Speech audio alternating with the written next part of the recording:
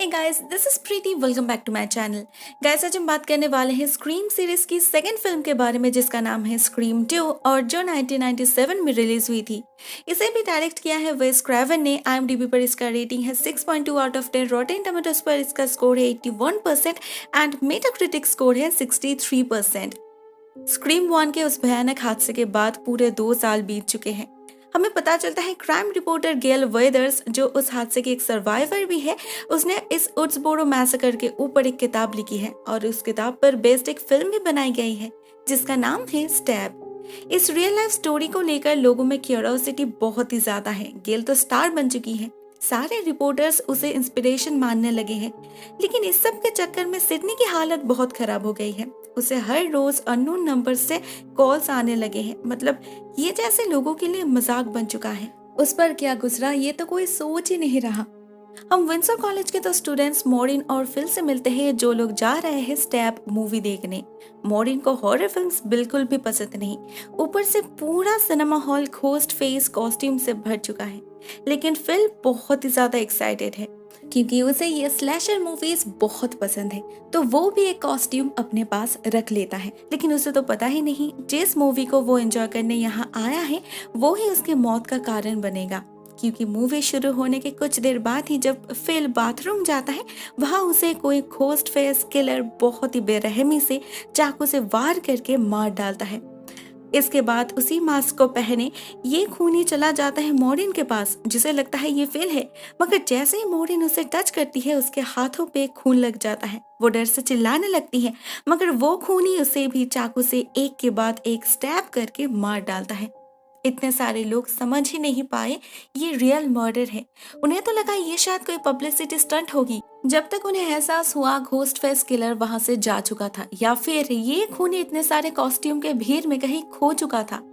Next day सुबह होते ही ये खबर मीडिया में हलचल मचा देती है। सभी कैमरा और माइक्रोफोन्स लेकर पहुंच जाते हैं विंसर कॉलेज, क्योंकि वही तो सिडनी पड़ती है। तो अभी इन लोगों को जानना था इस नए घोस्ट फेस किलर के वापसी के बारे में उसे क्या कहना है। How stupid. इन्हीं में से एक थी डेबी सॉल्ट। उसे भी गेल जैसा ही बनना था, मतलब वो भी एक रिपोर्टर थी, तो वो अपनी एक भी अपॉर्चुनिटी मिस नहीं कर रही थी। बट बैड लक, उसे कुछ खास ब्रेक नहीं मिल रहा। वो बस यहाँ पर सिडनी और गेल के आगे पीछे घूमती ही जा रही थी। हम यहाँ पर ड्यूई को भी देखते हैं, जो सिडनी से मिलने आया है। उस हादसे की वजह से उसे पुलिस की नौकरी छोड़ना पड़ा था, क्योंकि अभी वो पार्शियली हैंडीकैप्ड है। लेकिन फिर भी वो यहाँ पर सिडनी को अलर्ट करने आया है, क्योंकि हो सकता है ये खूनी भी उसे टारगेट करे। जहाँ ड्यूई इतना सेंसिबल है, वहीं उसकी पत्नी गेल बहुत ही ज्यादा प्रैक्टिकल है। उसे अपना काम बहुत ही अच्छी तरीके से आता है और उसे सिर्फ अपने काम से ही मतलब है। तो आज वो भी यहाँ पर आई है सिडनी की इंटरव्यू लेने, और साथ में लाई है कॉटन वेरी को, जिसे सिडनी के माँ के खून में फॉल्सली अक्यूज किया गया था। अभी तो उसे छोड़ दिया गया है, लेकिन अभी तक सिडनी ने उसे सॉरी नहीं कहा। तो गेल अभी इन दोनों को आमने सामने बिठाकर एक कन्वर्सेशन रिकॉर्ड करना चाहती है, मगर सिडनी इसके लिए बिल्कुल भी रेडी नहीं थी। ऐसे अचानक से इस सब के बीच कॉटन को देखकर वो बहुत ही ज्यादा अपसेट हो जाती है और गेल को जोर से एक पंच करके वहां से निकल जाती है। Yes, again. थैंकफुली सिडनी के पास कुछ बहुत ही अच्छे दोस्त थे। उसकी best friend Hailey, boyfriend Derek, Derek का बेस्ट फ्रेंड मिकी, और लास्ट ग्रुप से रैंडी। इसी कॉलेज में पढ़ता है वो भी। तो वो सभी लोग मिलकर सिडनी को संभाल लेते हैं। आज रात उनके कैंपस में एक हाउस में पार्टी अरेंज की गई थी। हैली भी सिडनी को लेकर वहां जा पहुंचती है, जिससे उसका मूड थोड़ा चेंज हो सके। इनफैक्ट कॉलेज के ऑलमोस्ट सारे स्टूडेंट्स ही इस पार्टी में प्रेजेंट थे। सिर्फ एक लड़की सीसी कूपर को छोड़कर। वो अकेले अपने हाउस में टीवी देख रही थी और उसे कॉल आता है घोस्ट फेस किलर का। मतलब वो है घोस्ट फेस किलर का अगला टारगेट। बिल्कुल लास्ट टाइम की तरह इस बार भी ये किलर सीसी से पूछता है, क्या तुम मरना चाहोगे? सीसी को लगता है स्टैब फिल्म देखकर कोई मजाक कर रहा है, मगर तभी उसे अपने घर में किसी की फुटस्टेप सुनाई देती है एंड शी रियलाइज्ड उसने अलार्म सेट करना ही भूल गई। तो ऐसे में जरूर कोई छुपके से घर के अंदर आया होगा। वो डर के मारे फोन लेकर घर से बाहर निकल जाती है और कैंपस सिक्योरिटी में कॉल करने की कोशिश करती है, मगर इस फोन का नेटवर्क घर के बाहर बहुत ही कमजोर था। तो उसे फिर से अंदर जाना पड़ता है और तभी ये खूनी उस पर हमला कर देता है। उसे स्टैब करता है बार बार और उसके बाद उसके लाश को बालकनी से नीचे फेंक भी देता है। इस हाउस से बस कुछ ही दूर पार्टी चल रही थी, मगर सभी लोग एंजॉय करने में इतने बिजी थे, किसी ने कोई आवाज ही नहीं सुनी। जब सबको पता चला तो सभी लोग उस स्पॉट पे जा पहुंचे। रह गई तो सिर्फ सिडनी, वो भी डेरेक के साथ बस निकलने ही वाली थी। ठीक उसी वक्त इस घर का फोन बजने लगता है। घर में सिडनी के अलावा कोई नहीं थी, तो ना चाहते हुए भी वो फोन उठा ही लेती है और यही उसने गलती कर दी। ये घोस्ट फेस किलर का फोन था, जो सीसी को मारने के बाद इसी घर में छुपकर परफेक्ट मौके की तलाश कर रहा था। अभी जब पूरा घर खाली हो चुका है तो वो सिडनी पर हमला कर देता है। सिडनी अपने आप को बचाते हुए इधर उधर भागने लगता है और फाइनली डेरेक उसकी आवाज सुन पाता है। भले ही तब तक वो खूनी गायब हो चुका था, फिर भी डेरेक अंदर जाता है उसे ढूंढने। अंदर उसे वो खूनी मिलता है और वो डेरेक पर हमला भी कर देता है, मगर डेरेक उसे रोक नहीं पाता।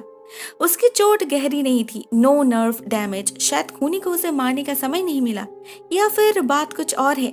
वो तो ड्वी और गिल को समझ नहीं आती, मगर वो लोग इतना समझ चुके थे कि ये खूनी प्रीवियस मर्डर्स को कॉपी कर रहा था।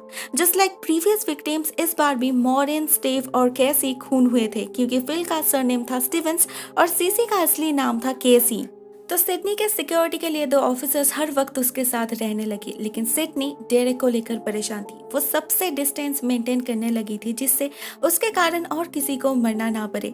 उधर लोगों में कई तरह की बातें चलने लगी थी। कुछ लोग तो ड्वी को भी डाउट करने लगे थे, स्पेशली डेबी सॉल्ट। उसे लग रहा था ये किलर उड्सबोरो मर्डर को कॉपी कर रहा है, तो हो सकता है वो खुद भी उड्सबोरो से ही बिलोंग करता है। तो इस कंडीशन में ड्वी का यहाँ पर होना कुछ हजम नहीं हो रहा। वो तो अभी पुलिस वाला है भी नहीं, तो वो यहाँ क्यों हमेशा घूमता रहता है? सवाल तो बहुत ही इनोसेंट सा था और रीजन भी बहुत ही अच्छा। सच में ये खूनी उड्सबोरो से भी हो सकता है, लेकिन ड्यूई नो, वो नहीं हो सकता। इवन वो तो खुद रैंडी के साथ मिलकर यही डिसाइड करने में बिजी था। एक्चुअली सिचुएशन कुछ ऐसा होने लगा था कि यहाँ पर किसी पर भी भरोसा नहीं किया जा सकता था। उधर इतने सिक्योरिटी के बाद भी हम देखते हैं एक प्ले के दौरान सिडनी पर घोस्ट फेस किलर हमला कर देता है। सिडनी बहुत ज्यादा डर जाती है और उसे कंसोल करने आता है डेरेक, लेकिन उसे देखकर सिडनी और ज्यादा डर जाती है, क्योंकि वो वहाँ क्या कर रहा है। उसका टाइमिंग तो डिफरेंट है। शायद ये गलत है, मगर सिडनी खुद भी कहीं ना कहीं डेरेक पर शक करने लगी थी और वो डेरेक को उससे दूर रहने के लिए कहती है। हम ड्यूई, गेल और रैंडी को देखते हैं इसी बारे में डिस्कस करते हुए। इसी बीच रैंडी को कॉल आता है घोस्ट फेस का, जो उससे कुछ ऐसा कहता है जिसे सुनकर रैंडी श्योर हो जाता है ये खूनी अभी यहाँ पर ही है, उन्हें देख रहा है। तो वो उस खूनी को फोन पे बिजी रखता है। जब ड्यूई और गेल एक ऐसे शख्स को ढूंढने जाते हैं जिसके पास सेल्यूलर फोन है, प्रोबेबली व्हाइट मेल, क्योंकि ड्यूई का मानना था इन मैक्सिमम केसेस खूनी वैसा ही होता है। वो लोग कैंपस के इधर उधर बहुत ढूंढते हैं, उन्हें तो वैसा कोई नहीं मिलता। कैसे मिल सकता है, क्योंकि ये खूनी तो असल में ड्यूई के वैन में छुपा हुआ था, जहां वो लोग ढूंढने गए ही नहीं। इसी का फायदा लेकर ये खूनी उसी वैन में रैंडी को कुचल कर मार डालता है। उधर at the same time library में जब सिडनी कंप्यूटर पर कुछ काम कर रही थी, उसे कोई मैसेज करता है कि तुम आज रात मरने वाली हो, कोई बचा नहीं सकता तुम्हें। ये एक इंस्टेंट मैसेज था, मतलब खूनी इसी लाइब्रेरी में है। उसके सिक्योरिटी गार्ड सभी कंप्यूटर्स को सीज कर लेते हैं और सिडनी को एक कोने में खड़े रहने के लिए कहता है। वहीं पर सिडनी को कॉटन मिलता है। वो जैसे फेम के लिए पागल हो चुका था। उसे नेशनल टेलीविजन पर इंटरव्यू देना था, मगर इसके लिए उसे सिडनी का साथ चाहिए था। जब सिडनी राजी नहीं होती, ये पागल ऑलमोस्ट उस पर हमला कर देता है। सिडनी बहुत डर गई थी, उसे कॉटन पर भी शक हो रहा था, तो उससे अरेस्ट कर लिया जाता है। पुलिस स्टेशन पहुंचने पर रैंडी के बारे में उसे पता चलता है। लगता है सच में ही अगला टारगेट वो बनने वाली है। टेंशन तो था ही, और शायद टेंशन में इंसान का दिमाग ज्यादा ही तेजी से काम करता है, क्योंकि बिल्कुल अचानक से ही गेल को आइडिया मिलता है। उसके कैमरामैन ने जो फुटेजेस कैप्चर किया है, उसे चेक करने से उन्हें कुछ क्लू मिल सकता है, क्योंकि ये खूनी हमेशा उनके आसपास ही होता है। तो क्या पता इन फुटेजेस में भी कुछ रिकॉर्ड हो सकता है। ड्यूई और गेल उसी वक्त फिल्म स्कूल जाते हैं इन फुटेजेस को प्ले करने, लेकिन वहां उन पर घोस्ट फेस किलर हमला कर देता है। गेल किसी तरह से तो बचकर निकल जाती है, मगर ड्यूई फंस जाता है। ये किलर गेल के सामने ही उसे चाकू से मारने लगता है। गेल छुपते छुपाते जब बाहर निकलती है, उसे वहां कॉटन मिलता है जिसके हाथों में खून लगा हुआ था। भले ही वो कहता है वो ड्यूई की मदद कर रहा था, मगर गेल समझ चुकी थी कॉटन ही वो खूनी है, नहीं तो वो यहाँ पर इस वक्त क्या कर रहा होगा। वो भागकर बाहर निकलती है और बाहर उसे मिलती है डेबी सॉल्ट, जो वहाँ फोन पर किसी से बात कर रही थी।